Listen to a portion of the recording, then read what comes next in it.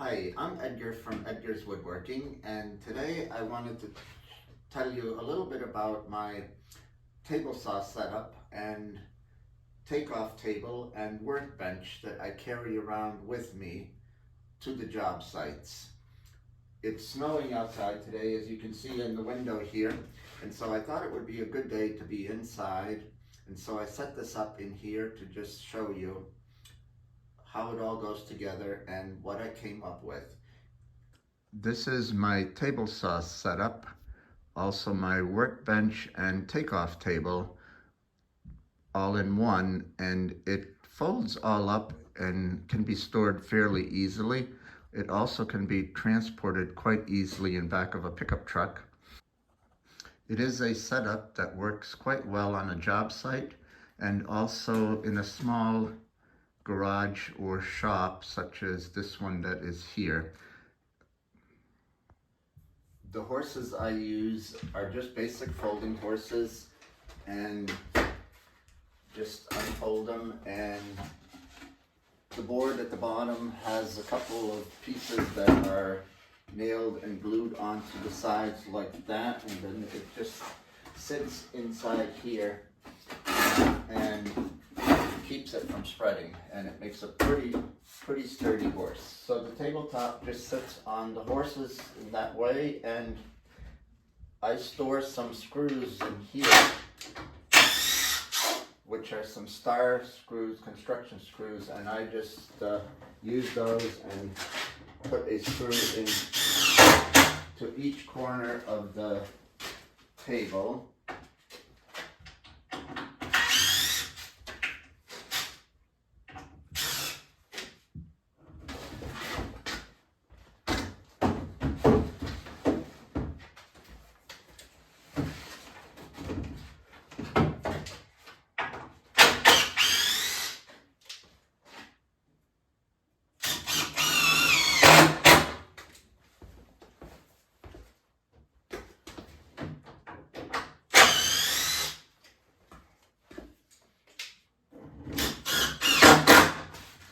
Then once the table is set up like this, screwed down, it is a pretty rugged table.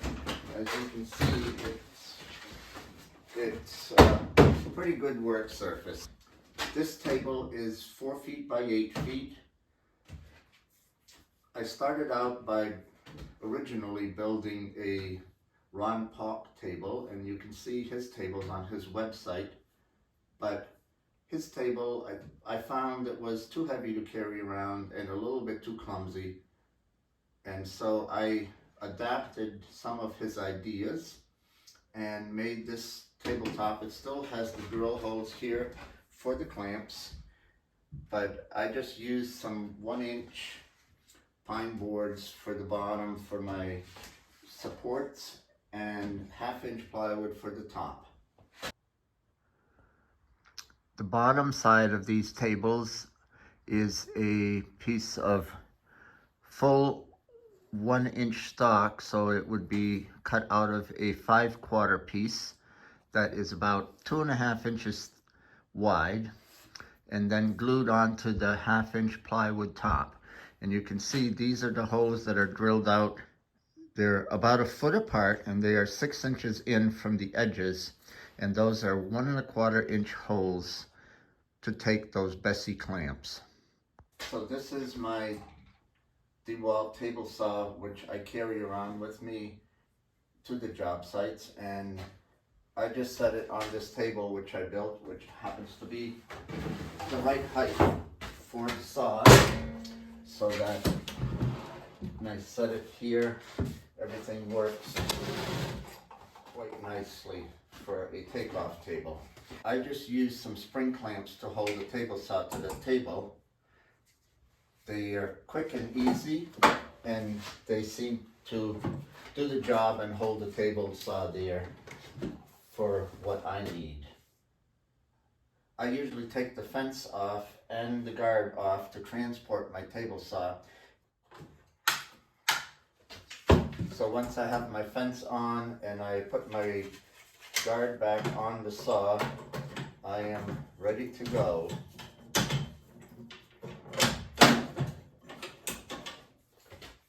my setup. So I have 1.25" holes in my tabletop, and I use these Bessie clamps, which are available at Home Depot or other stores.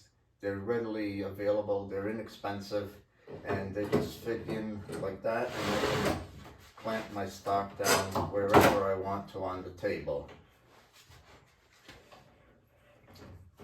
This tabletop also, I can clamp anywhere along the edges that I want to, and so it makes it fairly versatile to use.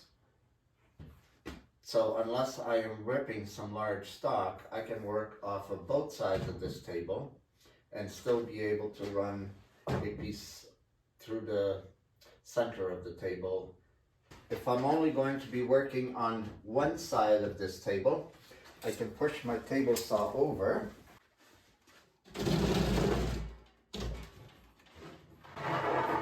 and then I can still run a workpiece through on one side.